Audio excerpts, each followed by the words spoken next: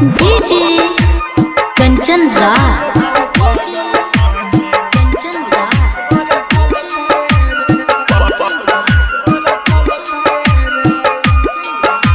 नीम चौक चौसीमा वैशाली।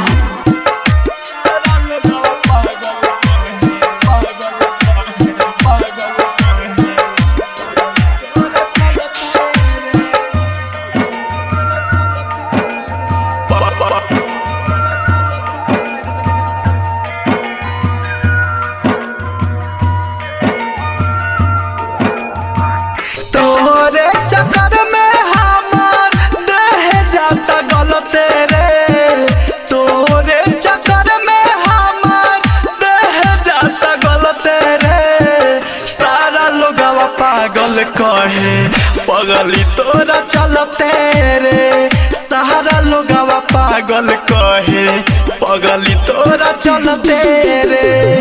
तोरे चक्कर में हमार देह जाता गलत रे, तोरे चक्कर में हमार देह जाता गलत रे। सारा लोगवा पागल कहे पगली तोरा चलते रे, सारा लोगवा पागल कहे पगली तोरा चलते रे। Music director DJ Kanchan Raj, Hajipur Vaishali. DJ Kanchan Raj.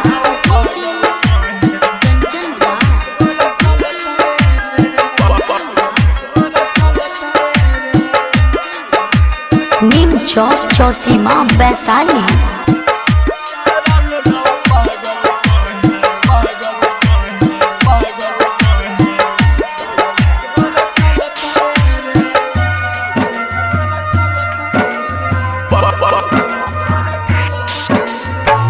हमारा से प्यार करके चल गईल दूर रे, बोले ना रे पगली कवन भइल बा कसूर रे, बोले ना रे पगली कवन भइल बा कसूर रे। हमारा से प्यार करके चल गईल दूर रे, बोले ना रे पगली कवन भइल बा कसूर रे। आहवे याद तोर दिनवा के ढलते रे, आहवे याद तोर दिनवा के ढलते रे। सारा लोगवा पागल कहे पगली तोरा चलते रे, सारा लोगवा पागल कहे पगली तोरा चलते रे। Music director DJ Kanchan Raj, Hajipur Vaishali. DJ Kanchan Raj.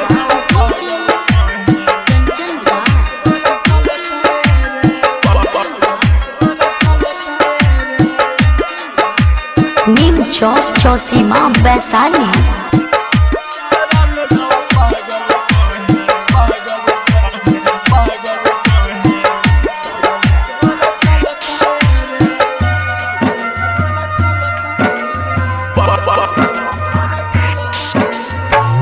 Writer राजा से ते कइले सगाई, भूलन न माफ करी है सुन रे हर जाई, भूलन न माफ करी है सुन रे हर जाई।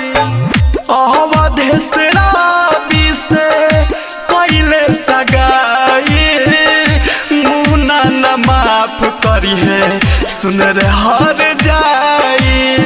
लौकेली जब हमरा कबो रह जानी जलते रे, लौकेली जब हमरा कबो रह जानी जलते रे। सारा लोगवा पागल कहे पगली तोरा चलते रे, सारा लोगवा पागल कहे पगली तोरा चलते रे। Recording by Sharma digital recording studio Bettiah.